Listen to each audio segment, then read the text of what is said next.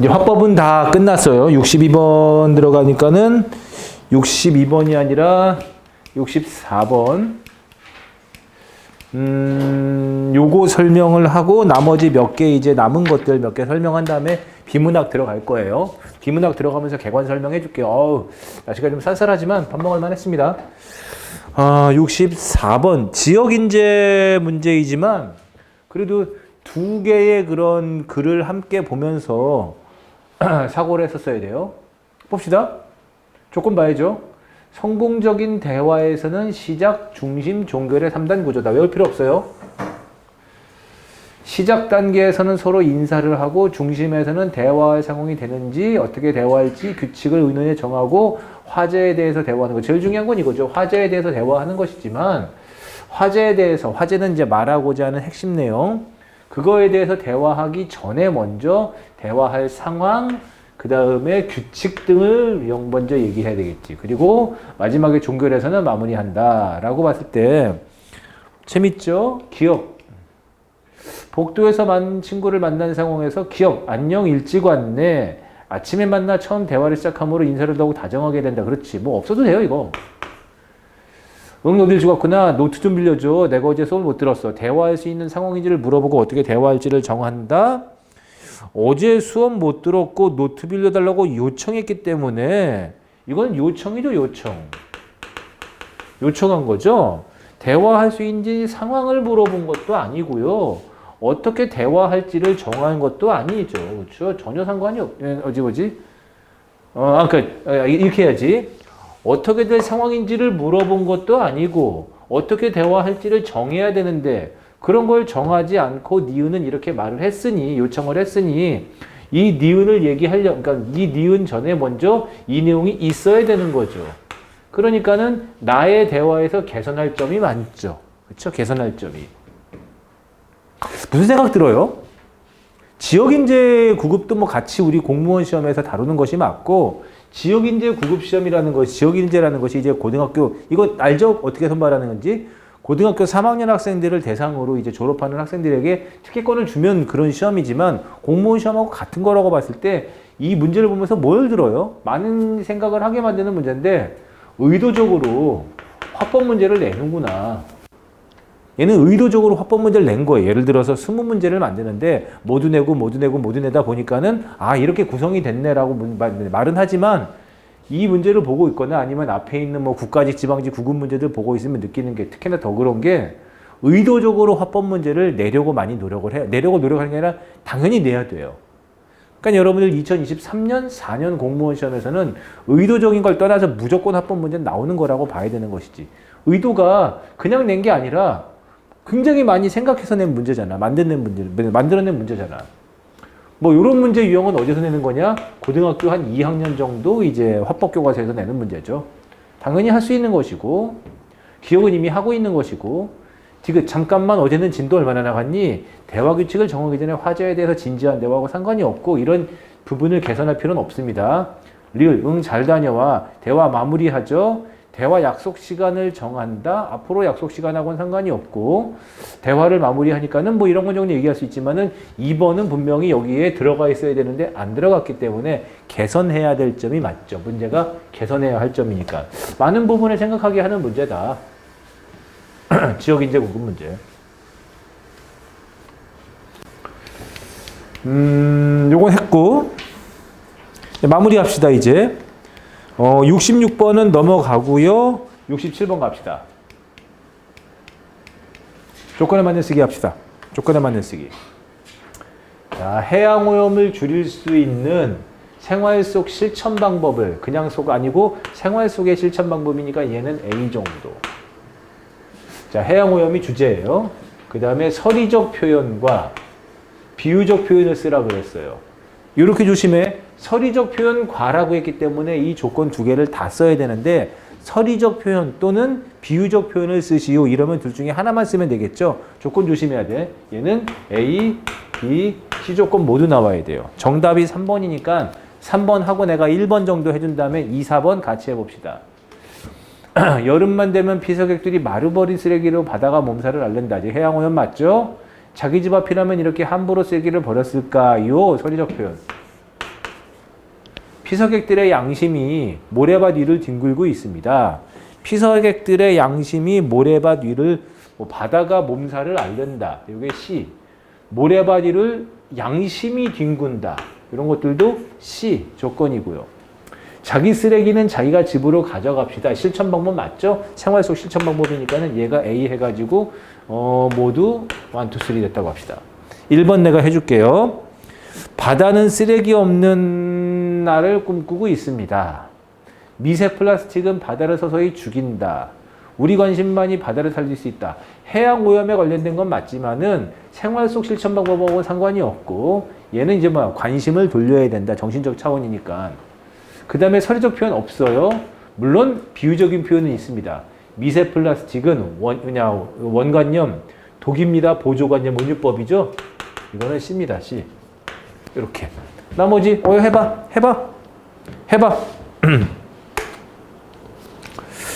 자, 화법은 다 끝났습니다. 계획대로 딱딱 진행이 돼요. 오늘하고 그 다음에 다음 주 조금 하고 비문학하고 그 다음에 이제 문학 들어갈 거예요. 문학 설명할 건 무지 많습니다.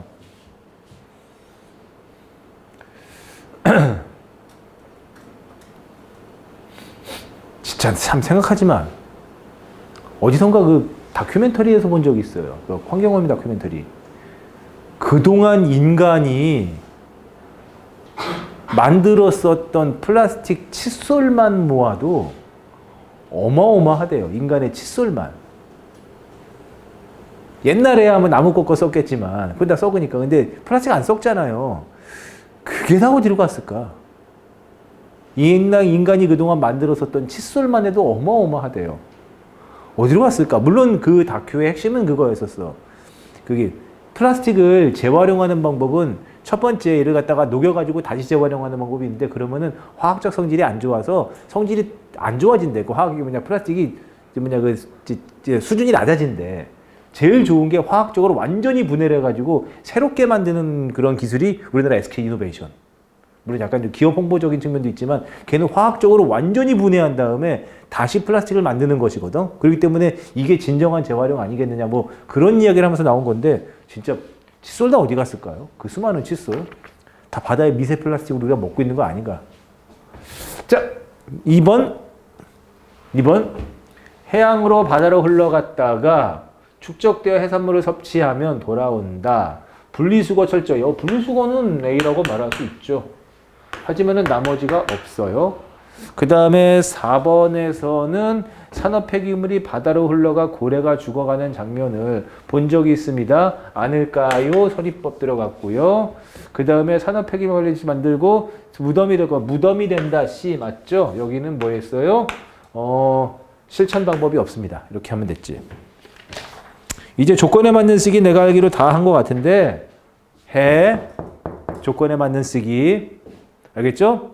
문제 내가 정답 맞췄다고 그냥 넘어가지 마시고 모든 나머지들 오답풀이 하시기 바랍니다. 하나만 더 얘기하고 넘어가면 이렇게 비유적인 표현이 되려면은 원관념, 보조관념의 관계가 성립이 되어야 됩니다. 지울게요.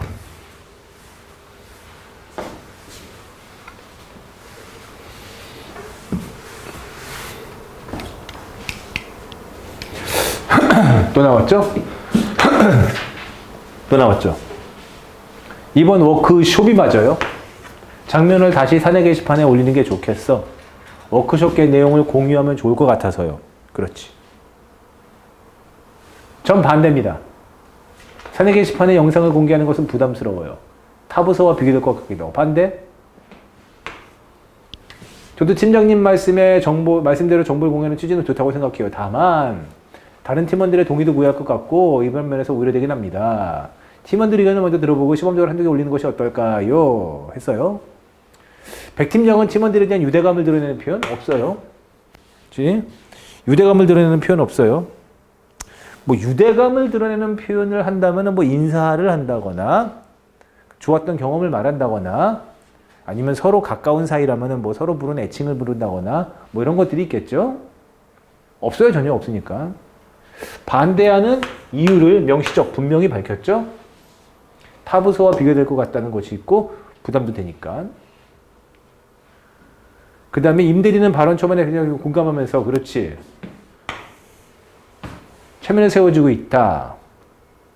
임대리는 대화 참여 제한 의문문을 사용해서 자신의 의견을 간접적으로 드러내고 있다. 어떨까요? 이렇게 하면 되죠. 괜찮아요. 69번은 넘어갈게요. 얘는 이제 비문학 문제이기도 하니까 70번으로 갈게요.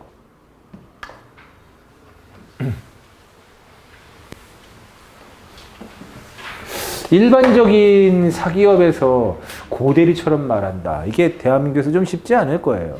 대한민국은 아직도 뭐 적어도 팀장 정도 되면은 꼰대 천국이죠. 적어도 자기가 20대 때, 20대 후반 때, 30대 초반 때는 아유 뭐 되게 신세대였지만 지가 팀장이 되면은 다 100% 꼰대가 됩니다. 대한민국 기업은 꼰대 만드는 회사니까. 이렇게 말하면은 얘가 좀 임대리가 좀 살기가 좀 편하겠다. 고대리 얘는 좀 내가 보기에 회사 생활이 쉽진 않을 거예요. 아마 다음번 회식 때 머리 박고 있지 않을까. 69번은 넘어갈게요.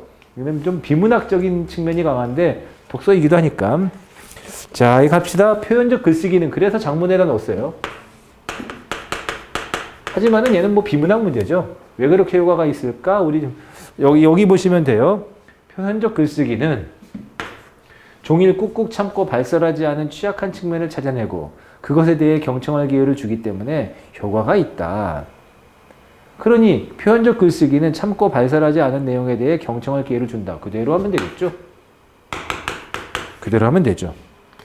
예를 들어서 뭐 이거 국회직 문제라서 오지선다예요. 국회직 8급 문제라서 표현적 글쓰기는 고통스러운 감정을 피하는 데 효과가 있다. 표현적 글쓰기는 고통스러운 감정을 마주해야 한다. 대해야 한다. 마주대해야 한다라고 했죠. 틀렸지. 오다풀이하고 해서요. 제가 해설제에다 오다풀이 넣어놨어요. 표현적 글쓰기는 자수성가를 칭송하고 강한 사람을 미워하는 데 필요하다. 글쎄, 자수성가를 칭송하고 강한 사람 미워하는 것은 우리가 알고 있는 일반적인 생각이고 표현적 글쓰기하고 직접 관련이 없죠. 이렇게 오다풀이 나머지 보시면서. 그 다음에 또 냈어요. 2023년 지방직 9급 말하기 방식. 무조건 내요. AI에 대한 국민 이해도를 높이기 위해 설명회를 개최할 필요가 있다고 생각해요. 라고 했어요. 자, 기억 나오죠? 저도 요즘 그 필요성을 절감하고 있어요. 상대방의 의견에 대해서 공감을 표현하고 있다. 맞죠? 자신도 그 필요성을 절감하고 있다고 하면서 필요성에 대해서 절감하고 필요가 있다고 했으니 필요성을 절감하고 있다고 말하는 것은 공감이죠. 맞죠? 근데 어떻게 준비해야 효과적으로 전달할 수 있을지 고민이에요. 정중한 표현을 사용해서 직접 질문하고 있다. 뭐 정중한 표현이라고 말하기도 그렇고 뭐 정중한 표현을 사용한 것하고 상관은 없지만은 직접 질문이 아니죠. 간접 질문이죠. 간접 질문 맞지. 고민이다. 어떻게 하면 좋을지를 물어본 것이니까. 성일봉에 참여할 청중 분석이 먼저, 그 다음에 청중이 주로 어떤 분야에 관심인지 유용하겠네요. 그럼 디귿. 청중의 관심 분야를 파악하려면 청중의 특성 중에서 어떤 것들을 조사하면 좋을까요? 반대 의사하고 상관이 없고, 반대 의사가 아니니까 우회적이란 말도 필요가 없고, 나이 성별 직업 등을 조사할까요? 의문문을 쓴 것은 맞지만 의견을 반박한 것이 아니고 자기가 어떤 것을 조사해야 될지를 물어본 것이니까 어렵지 않죠? 무조건 낼 거야. 말하기 방식. 지금 문제에서 100% 필요하니까요. 자, 그럼 이제 다 했습니다. 지방직 9급에서만 여러분들 보시면 지방직 9급에서만 71번의 화법, 72번의 고쳐쓰기 이렇게 장문 문제, 그리고 73번의 대화 분석 다 냈죠? 끝났어요. 이제 이렇게 끝났어요. 다음 대화를 분석하라. 문제 주장에 대해서 반박한 건 아니니까 틀렸죠? 질문하고 있다고 봐야 되지 반박한 것은 아니죠. 근거가 있니? 질문한 것이지 반대하고 있다고 무조건 말하고 있을 수는 없으니까. 자, 화법하고 장문은 끝났어요. 지금 보면은 명확하게 보이죠. 기출문제는 그동안의 기출을 통해서 앞으로를 예측하는 것 아닙니까? 앞으로의 지난날의 비디오냐 분석을 통해서 앞으로 예측은 분명했어요. 나온다. 말하기 방식, 상황 분석, 개념 무조건 낸다. 절대 틀리지 말아라 라고 말해줄 수 있죠. 됐죠? 그 다음에 여러분들 비문학인데 비문학은 제가 몇 번부터 넣어놨냐. 자, 네, 비문학 몇 번부터 볼 거냐면 일단은 여기다가 126번부터 보긴 할 건데 일단은 개관 설명하고 갑시다. 비문학.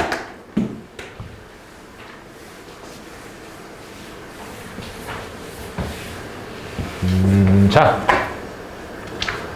비문학.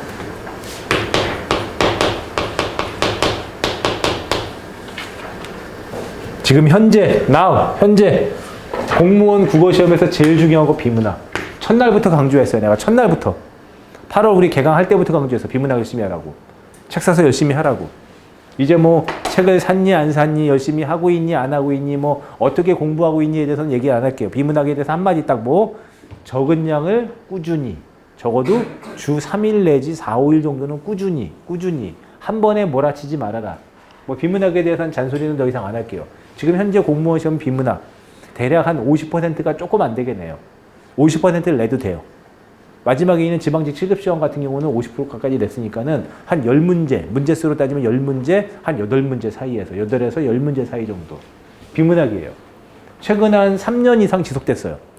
3년 이상 지속돼서 비문학을 대세로 출제하고 있죠. 비문학이 많이 출제되는 시험은 당연히 국가직 지방직 시험이고 그 다음에 2순위가 뭐예요? 국회직 문제이고 그 다음에 3순위는 군무원 문제이고 더 이상 공무원 시험은 없어요. 법원직은 예외. 라시면은 되지. 비문학. 비문학을 뭐 안 한다는 것은 안 되니까. 경향. 비문학 시험의 경향.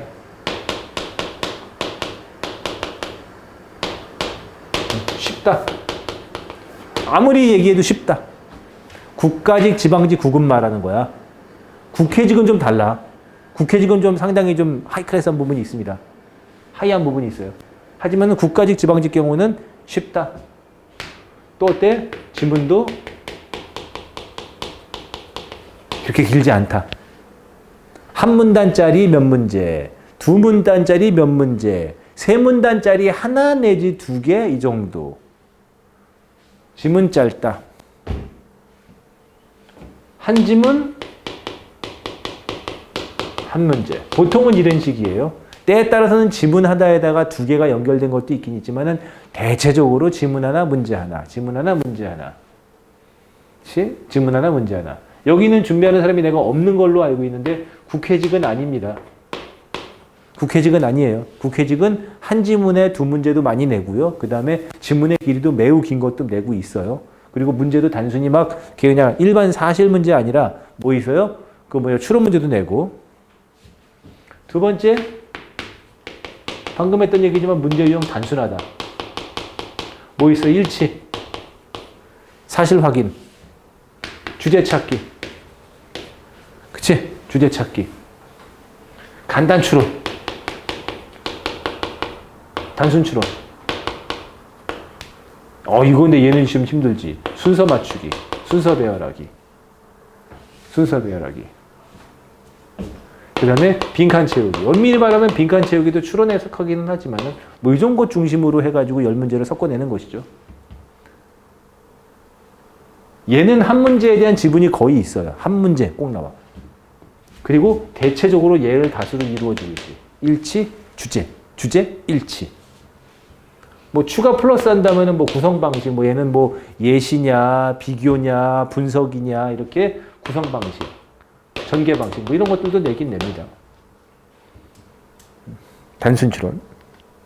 미리 하나 좀 소개해주면은 순서 맞추기 문제가 그래도 공무원 국어 시험에서 짜증 나는데 얘를 연습을 많이 하려면은 여기 국회직 시험 문제를 풀어봐라. 국회직 시험 문제는 순서 맞추기 문제를 일정 지분 이상 꼬박꼬박 내고 어렵게도 내고 심각하게도 내니까 국회직 문제 8급하고 9급을 다운받아서 풀어보면 아주 좋습니다. 유형 단순해요. 세 번째 결국 시간 문제이지. 시간 문제지. 얼마나 정해진 시간 안에 풀 수 있을 것인가. 조심해. 시간 안에 푼다는 것이 물론 사람에 따라 차이가 있고 내가 아무리 이렇게 얘기를 해봤자 본인이 받아들이기 싫은 사람은 그렇게 안 받아들이니까는 뭐 어른이잖아 다들. 선택적 취향이 있으니까는 뭐 내가 뭐라고 할 건 없는데 시간 안에 푼다는 것은 빨리 푸는 것이 맞긴 맞는데 그 빨리 푸는 것이 정답이어야 되지. 정답이 아닌데 빨리 풀어봐야 아무 소용이 없잖아. 결과적으로 시간 안에 들어온다는 것은 정답을 높이는 것이고 정답을 모른다는 것은 정확히 푸는 것이기 때문에 얘는 뭐예요? 많은 연습이 필요해요. 연습. 진짜 많은 연습 필요해. 응? 연습 없이 그냥 나 비문학 잘해. 나 원래 글 읽기 좋아해. 이런 걸로 해결이 안 됩니다. 연습은 뭐야? 적은 양을 꾸준히. 시험 보는 전날까지. 누가 나한테 물어봐. 옛날에는 말이지.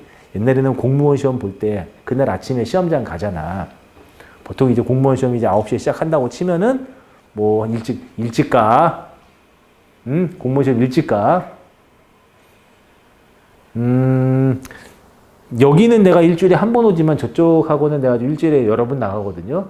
아무래도 거긴 좀 메인이다 보니까 거기 그 시험 보는 날 이제 홍보 영상 찍으러도 가. 예를 들어서 여러분들 만약에 A 중학교 뭐 이런 데 시험 보러 가잖아. 초등학교 이런 데. 그러면은 그 앞에서 우리 학생들 홍보 영상이 길게 안 해요. 그 커피차 만들어 놓은 다음에 우리 학생들이 이제 시험 보러 때 화이팅 이렇게 이거 하러 가기도 해요. 1년에 한 번씩은 꼬박꼬박 합니다. 그 꼬박꼬박 하는데 당연히 그런 뭐야. 학생들이 이제 뭐 9시 이쯤 돼서 이제 입시를 하게 되면은 일찍 가서 있지. 그 다음에 이제 나는 이제 영상 딱 찍고 이제 바로 빠지고 나머지는 직원들이 이제 보면은 이제 찌라시라는 거 돌리고 나는 구경하다 그냥 일찍 가요. 야, 시험 보는데 막 뛰어오고 뭐 하는 일인가인지 모르겠어요. 일찍 가는데 옛날에는 시험장 일찍 가가지고 보는 것들이 보통 보면은 뭐 문법 보고 맞춤법 보고 어문 규정 보고 뭐 문학 정리된 거 이런 거 보고 그랬어. 지금은 나는 좀 불필요한 일이라고 생각은 해요. 지금도 시험장 가면은 그냥 명상하는 게 좋겠어. 일찍 가면 그냥 화직거리 하지 말고 담배 그만 피고 명상했으면 좋겠고 명상하기 싫다 그러면은 비문학 풀었으면 좋겠어요. 가서 그냥 심플하게 한두 질문 딱 풀고 좀 뭐지 마음을 좀 이렇게 비워냈으면 좋겠는데 또 좀 조심해야 돼. 또 그래 아침에 가서 일찍 가서 비문학 풀자 해서 5문제 풀었는데 4개 틀렸어. 이게 또 있기는 있는데 옛날하고 좀 다르다. 지금은 암기해서 내는 시험보다는 생각하고 연습해서 내는 시험이 많으니까 결국에는 시간 싸움 아니냐. 시간 싸움이라는 것은 정답을 많이 내는 것 아니냐. 정답을 많이 내기 위해서는 정확히 풀어야 되는 것 아니냐. 그러기 위해서는 연습 많이 필요한 것. 이런 식으로 가야 되는 것이 맞습니다. 이거는 이제 풀면서 하나 얘기해 줄게. 그래도 이제 여러분들 기출까지 왔으면은 이제 핵심, 엑기스까지 왔으니 이제 평상시에 수업 때 안 해줬던 거 하나 얘기해 봐야죠. 우리 보면 비문학인 모든 문제가 그렇지만 옳은 것은 신이 있고 뭐 있어요? 옳지 않은 것은 이 있죠. 얘를 긍정발문이라 그래요. 전문 용어로 문제를 만들 때 긍정문으로 문제를 만들 것이냐. 얘는 부정발문이라고 해요. 부정발문. 옳지 않은 것은. 어떤 게 더 많이 출제되냐 그건 없어요. 정해진 건 없습니다.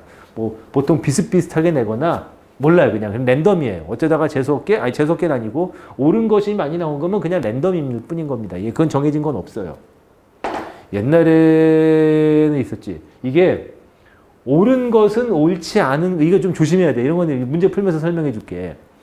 옛날에 내가 고등학교 선생님 할 때 학생들 시험 문제 내잖아. 그리고 학생들이 내신 성적이 중요하니까 시험 문제 낼 때 되게 민감해. 근데 나는 어쨌든 공교육에만 있었고 그때는 지금처럼 내신 성적으로 대학 가는 시대보다는 수능 봐서 대학 가는 시대였거든. 내가 고등학교 선생할 때는. 그러다 보니 학생들이 중간고사, 기말고사에 너무 목매지 않았어. 지금은 목매요. 지금 큰일 납니다. 근데 이렇게 여러분들 중학교, 고등학교 때 중간고사, 기말고사 볼 때는 배운 거에서 내지. 범위가 정해져 있고. 그럴 때는 옳은 것은이라는 긍정발문으로 문제를 내야지 학생들이 오류가 없고 빨리 문제를 정확하게 풀 수가 있어요. 그래서 막 시험 문제 만들 때 되면 교감 선생님들이 이제 선생님들 다 모여있는 그런 회의 자리에서 선생님들 문제 만드실 때 긍정발문으로 문제 만드세요. 부정발문으로 자꾸 문제 만들다가 학생들 항의 들어오고 어머님들 찾아오십니다. 막 이런 얘기를 했었어. 첫 번째는 학생들이 문제를 편히 풀게 해주라. 그래도 공부 못하는 새끼들은 공부 안 하니까. 둘째는 이래야지 오류가 없거든. 공무원 시험은 그런 게 없거든요. 근데 이건 조심해야 될 게 정해진 범위 안에서 시험 문제를 낼 때는 긍정 발문으로 문제를 내는 게 수험생 입장에서는 좋아요. 근데 공무원 시험 범위 없죠? 비문학 범위가 어디 있어? 그럴 때는 뭐예요? 부정 발문으로 푸는 것이 훨씬 더 좋다는 연습도 필요해요. 알겠죠? 요 얘기는 문제를 풀어가면서 이야기합시다. 실전 문제가 있어야 되니까. 대비가 되어 있어야 된다. 뭐 이런 것들이지. 하여튼 뭐 한마디로 얘기하면은 비문학 못하고는 안 된다. 비문학 없이는 이제 공무원이 될 수가 없다. 비문학 없이는 공무원이 될 수가 없다. 하면 됐죠? 여러분들은 몇 번이냐? 몇 개 좀 봐줄게요. 26번. 126번. 126번 문제만 봐도 50문제를 봐야 돼요. 너무 길거든요. 다 하지 못하니까는 뛰어 넘어가면서 몇 개만 볼게요. 하지만은 126번부터 볼 거고요.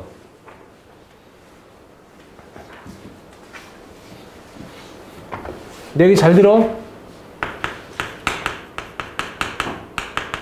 비문학은 좀 더 옛날 문제도 봐주면 좋은데 비문학은 옛날이나 지금이나 차이가 없습니다. 뭐 요즘 문제 형태는 차이 없어요. 알겠죠? 화법이나 문법 이런 것들은 옛날 문제하고 지금 문제하고 문제 출제 방향의 분석이 차이가 좀 있는데 비문학은 차이 없습니다. 차이 없어요. 옛날 것도 풀어보면 되게 너무너무 좋은데 양이 많다 보니까 옛날 걸 못 풀고 있거든요. 좀 말씀드리지만은 옛날 것들은 공기출이나 이런 데서 다운받아서 보시면 되고 내가 올린 해설도 되게 많이 있으니까는 내 거 다운받아서 보시면 되고요. 만약에 해설이 좀 필요하다. 그러면 공기출에서 다운받아 보시면 되는데 공기출에 있는 거 못 믿겠다. 그래도 나랑 공부했으니까 내 거 필요하다 그러면은 블로그에다가 선생님 저 공신우리 학생인데요. 뭐 몇 년도 해설지 좀 부탁하면 안 될까요? 라고 꼭 공신우리 얘기하세요. 그럼 내가 챙겨서 다 줄게요. 알겠죠? 챙겨서 줄게요. 없는 건 못 주지만 있는 건 다 줄게요. 있는 건 다 줄게요. 그래서 해설을 블로그에서 요청할 수 있다. 왜냐면 내가 그 공기출에다가 다 올리지 못한 것도 있거든. 그럼 됐지. 좀 봅시다. 더 봐야 되죠, 이거는. 보기의 문장이 들어가기에. 그치? 내용 추론한 거죠? 간단 추론이에요. 수능은 이런 문제 안 냅니다. 그리하여니까는 앞에 내용하고 관련이 있어야 돼. 앞에 내용이 이어져야 되는 거야. 문제 똑바로 봐. 그리하여기 때문에 이 내용은 앞에 있어야 돼. 이 내용이 뒤에 있는 건 모르겠고 앞에 있어야 돼. 가축과 고기를 먹는 인간의 건강뿐만 아니라 가축과 그 고기를 먹으면은 인간의 건강뿐만 아니라 세계 전역의 농지들이 그 피해를 고스란히 입고 있다. 가축과 고기를 먹는 것이 인간의 건강에 피해를 주고 그리고 세계 전역의 농지들이 피해를 입는데 네? 곡물 사료는 비단 가축뿐만 아니라 세계에 가는 사료 안 돼. 그치? 앞에 내용을 이어와야 돼요. 가축과 고기를 먹는 것이어야 돼. 우리가 다 알고 있듯이 쇠고기를 비롯한 육류는 곡식에 비해 낭비적 요소를 내포하고 있다. 오늘날 1인분의 쇠고기 생산량을 위해서 20원의 곡물이 투입되고 있고 30원의 석유가 소모되고 있다. 지금 건강이나 농지 피해 없어요. 그치? 건강이나 농지 피해 없어요. 결과는 세계적으로 10억 미만의 인구와 10억의 기하 인구의 공존이라는 비극적인 현실이다. 아직 지금 건강, 그 다음에 뭐 있어? 농지 피해 없어. 여기서 간과할 수 없는 것은 사료용 곡물 재배 살충제. 그치? 뭐 석유, 곡물 투입 이런 거로 봤을 때는 뭐 농지에 대한 얘기가 할 수 있지만 건강 얘기 없었죠? 살충제 더 이상은 없으니까 미움밖에 없죠? 그쵸? 얘가 건강.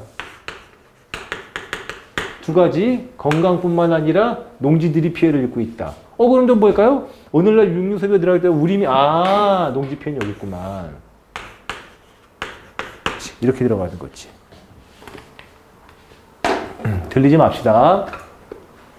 요 정도 수준이면은 비문학 상중하 중에서 그냥 국가직 지방직 구급 시험 문제 상중하 중에서는 그냥 한 중 정도. 어려울 것도 쉬울 것도 없어요.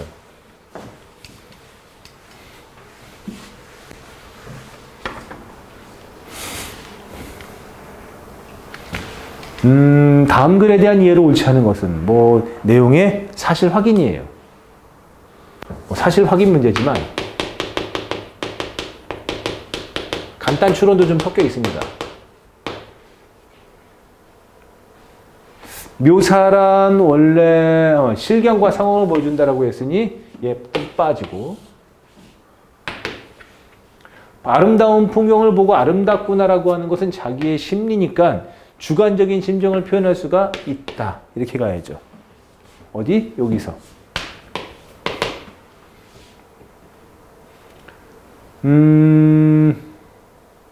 아름답구나 하는 심리에 이를 수 있는 것이다. 얘도 2번.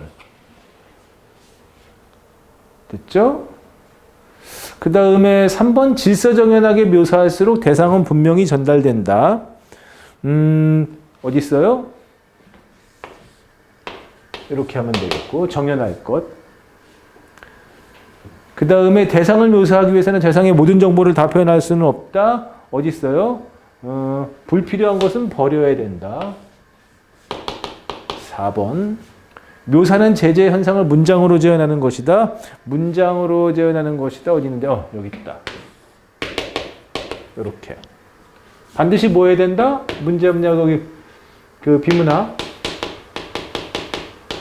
내가 정답을 낸 문제든 오답을 낸 문제든 무조건 뭐 한다? 오답풀이 한다. 그치? 정답을 냈든 오답을 냈든 무조건 오답풀이 한다. 여기서 말하는 오답은 내가 문제를 틀린 것에 대한 것이 아니라 내가 정답을 냈든 딴 데를 했든 나머지에 대해서 근거 찾는 거 해야 돼. 근거 찾는 거. 내가 수업 시간에는 시간 관계상 걸 다 못하지만은 해설지에다가 내가 다 해놨죠? 그치? 해설지는 다 해놨기 때문에 해설지 보면서 반드시 오답풀이 해야 돼요.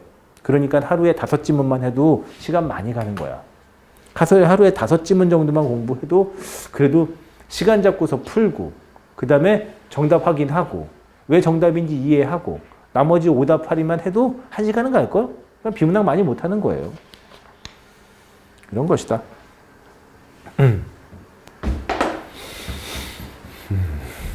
하나만 더. 시간.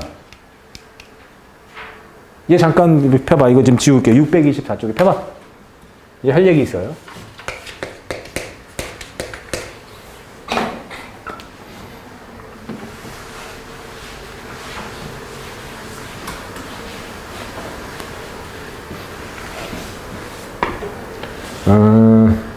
잘 봐.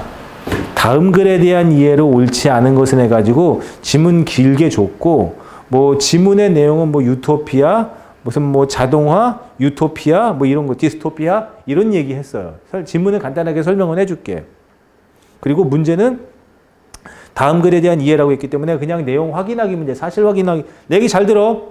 확인하기 문제인데 1, 2, 3, 4, 5죠. 요거는 정확하게 수능 문제예요. 128번 문제는 수능 문제가 맞아요. 이거는 국회직이기도 하고. 내가 국회직 전문 강의는 우리 공무원 시장에 없어요. 국회직 시험 준비생들만을 위한 국어 강의는 없어요. 그런 거는 수익성이 없기 때문에 상품화가 될 수가 없거든.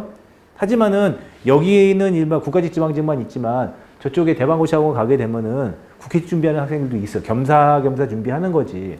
그 학생들한테 이거 수능 문제 맞거든. 그럴 때 그 수능 학생들한테도 내가 수능은 절대 풀지 말라고 얘기를 해요. 왜냐하면 잘 들어봐. 이 하나만 놓고 보면 이건 수능 문제이기 때문에 선생님 이런 식의 문제가 공무원에도 출제됩니까? 당연히 구급 공무원 출제가 될 수 있죠. 그럼 수능 문제 준비해야 되는 것이 아닌가요? 라고 하면은 잘못된 부분이 128번 문제만 딱 떼서 놓고 보면은 수능 문제가 맞지만 수능은 이 지문에 문제 몇 개? 하나가 아니라 보통 적으면 4개에서 5개 정도 연결돼 있지. 참고로 옛날 시험 문제는 6개까지 연결돼 있어요. 요즘은 6개까지 좀 너무 기니까 5개 정도 연결돼 있는데 이 문제에 대한 사고력을 그냥 5개라고 할게. 수능은 지문 하나에 5문제의 사고를 함께 이어가야 돼요. 예. 그래서 5문제는 복합적 사고력이에요. 무슨 뭐 주제 찾기, 아니면 사실 확인하기, 그 다음에 사례 적용하기, 내용 추론하기, 마지막에 해가지고 뭐지 있어? 어휘까지. 보통 5문제들은 어휘까지 가는 거니까. 우리하고 방향이 다릅니다. 여기서 요거 하나가 우리 공무원 시험하고 똑같다고 해가지고 수능에서 5문제를 엮어 푸는 것은 우리의 사고방식하고 달라요. 우리는 지문 하나에 문제 하나씩을 5개를 풀면 좋겠지만 수능은 지문 하나에 문제 5개가 연결돼 있어요. 그리고 이 각각의 보기들의 지문에 문제 보기가 따로 더 있거든요. 우리하고 사고 과정이 달라요. 오케이? 그러니까는 수능은 풀지 말고 공무원 푸세요. 국회직 문제 풀면 돼. 국회직 문제는 수능형 문제가 나오기는 나오지만은 개별적으로 놓고 보면 그렇지만은 다 따로 찢어서 쓰는 시험 문제를 출제하니까는. 정리. 공무원 시험 문제를 풀어라. 명심해. 수능 풀지 마라. 알겠죠? 수능 풀지 마. 난 왜 수능 풀고 공부하는지 난 이해를 못 하겠어. 그래도 스터디를 해요. 수능 특강. 그 다음에 또 뭐 있어? 그 매산비. 절대로 용서할 수는 없지만 그나마 매산비는 좀 나. 왜냐면 매산비는 그 수능 기출문제들을 묶어놓은 거잖아. 근데 수능 특강은 왜 그걸 하지? 수능 특강은 그냥 예상 문제집일 뿐인 건데. 난 이해를 못 하겠어요. 얘는 좀 넘어가고 129번으로 갈게요. 얘는 설명합시다.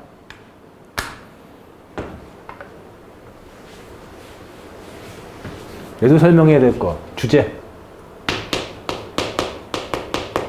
내 얘기 잘 들어.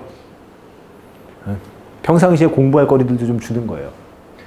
비문학 지문의 제재로 삼는 것은 뭐가 있다? 보통은 인문 지문을 많이 선택해요. 이런 것들. 인문. 여기서 말하는 인문이라는 것은 철학, 역사학, 그치? 일반 인문학이에요. 사회학 이런 것들. 일반 인문학. 사회학하고 인문학은 좀 차이가 있지만 일반 인문학. 뭐 철학, 역사, 그치? 일반 도덕론, 그치? 이런 것들 많이 나와요. 윤리, 도덕. 인문지문을 제일 많이 출제를 해요. 또는 뭐 있어요? 사회지문, 우리 사회현상 이런 것들. 최근에는 사회현상도 많이 내요. 그 다음에 3번에 과학은 좀 그렇고 기술 정도. 과학은 잘못하면 너무 어려우니까 전문성이 될 수 있기 때문에 기술 정보. 특히나 이제 보면은 막 코로나 한창 시기였던 재작년 같은 경우에는 코로나 관련된 기술 지문들 많이 나와요. 뭐 전염병은 뭐냐? 전염병의 과학적인 측면이 아니라 전염병이 우리 사회에 이런 것들 이렇게. 기술 지문. 또 뭐 있어요? 예술. 문화 현상. 그치? 보통 이런 식으로 공무원 시험에서 비문학 지문에 대한 제재를 얘기하는데 나는 하나 더 하고 싶어요. 그러기 위해서도 좀 필요한 거. 뭐 있어요? 최근. 사회. 이런 것들. 현상들. 이슈되는 것들. 이런 것들도 되게 많이 다뤄요. 특히나 최근에 보면은 뭐 AI라든지, 그치. 뭐 최근이 아니라 바로 작년까지만 하더라도 뭐 이렇게 뭐 전염병 사태라든지, 그치. 또는 뭐 최근에 우리 안보 문제라든지, 이런 거와 관련된 그런 그 질문도 많이 나와요. 잘 봐. 사람이 알아야 보여요. 기본적인 교양이 쌓여야지. AI 뭐야 했더니 AI가 이러면은 어떡하냐. 뭐 인공지능 정도는 나와야지. 휴대폰으로 나는 수험생들이 스마트폰 매일 보는 것은 나는 좀 아니라고 봐. 차라리 수험생들에겐 스마트폰이 없는 게 더 좋거든. 그래도 그나마 휴대폰을 좀 볼 때는 최소한 그래도 좀 포털뉴스는 좀 봐라. 너무 유튜브 막 너무 게임. 그 수험생으로서 할 짓은 아니죠. 포털뉴스를 통해서 최근의 현상들 뉴스 같은 것들을 보는 거는 그래도 좀 중요하다. 중요한 건 포털이 중요한 게 아니라 뉴스가 중요한데 뉴스를 포털로 보니까 좀 보는 건 필요하다. 최근에 그런 현상들 많이 내거든. 이런 것들 자체도 최근의 현상하고 관련지어서 내고도 그래요. 얘는 좀 아니지만 특히나 요즘에 이런 거 AI 같은 거 많이 냅니다. 앞으로 보게 될 거야. 129번이죠? 예 하고 잠깐 쉬었다가 갈게요. 129번. 그 출처는요. 물론 출처는 몰라도 되는데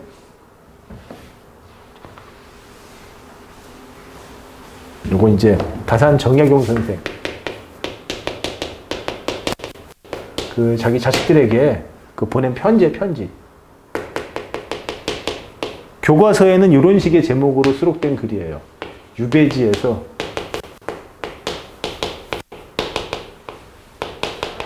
보낸 편지. 나중에 뭐 여러분들은 다 지방직 시험 볼 거니 아니면 서울시 시험 볼 거니 국가직 시험 볼 거니 잘 모르겠는데 지방으로 이제 내려가서 만약에 남쪽에 발령을 받게 되면은 제 남쪽은 진짜 좋아요. 경남, 전남 이런 데 진짜 좋아요. 특히나 막 경남 같은 데 땅끝마을 내려가는데 그런 데 보면은 와 진짜 좋아요. 어디지? 내가 그때 얼마 전에 그 진주 내려갔을 때 진짜 생각하지만 지방에 있는 웬 박물관 이런 데에 하루 종일 그냥 편하게 놀고 있는 직원들은 뭐 할까 모르겠어. 근데 그런 데가 이제 옛날에 유배지였죠. 유배지. 쓸쓸하게 하루를 보내는 거. 이 사람이 이제 전라도 강진 쪽에서 이제 유배 생활을 했어요.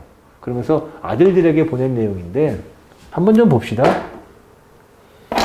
뭐 자세하게 보지는 않을게요. 비문학적인 측면에서 봐야 되니까. 몸을 닦는 일을 수신이라고 해요. 수신. 닦을 숫자 몸신자. 효도와 우애로서 근본을 삼아야 한다. 효도와 우애가 제일 중요하다 그랬죠. 효도와 우애에 자기 본분을 다하지 않으면 비록 학식이 고명하고 문체가 찬란하고 아름답다 하더라도 흙담에다 아름답게 색칠해 놓은 것에 지나지 않는다. 다시 말해서 효도와 우애가 없다면은 학식이 고명하고 문체가 찬란해도 다 필요 없다. 반드시 틀렸죠? 틀렸죠? 뭐예요? 학문의 깊이가 있고 충직한 사람이라 하더라도 효도와 우애가 있어야만 돼. 됐지? 자기 몸을 이미 엄정하게 닦았다면 이게 바로 수신이에요, 수신. 그가 사귀는 벗도 당연히 단정한 사람일 것이므로 우애니까 같은 기질로서 인생의 목표가 비슷하게 되어 친구 고르는 일에 특별히 힘쓰지 않아도 된다. 1이 아니지 3이지 미안해요. 이 늙은 아비가 세상살이를 오래 경험하였고 또 어렵고 험난한 일을 고루 겪다 보아서 사람의 심리를 두루 안다. 무릇 천륜에 야박한 사람은 가까이에서도 안 되고 충직하고 인정 있고 부지런하고 재빠르게 웃는 다를 절대로 가까이에서는 안 돼. 그치? 아니라니까 무조건 반드시 틀렸어요. 자기 몸을 엄정하게 닦는 것의 중요성 당연하지 뭐예요? 수신. 효와 우애의 덕목을 충실하게 지키는 사람을 친구로 삼아야 된다.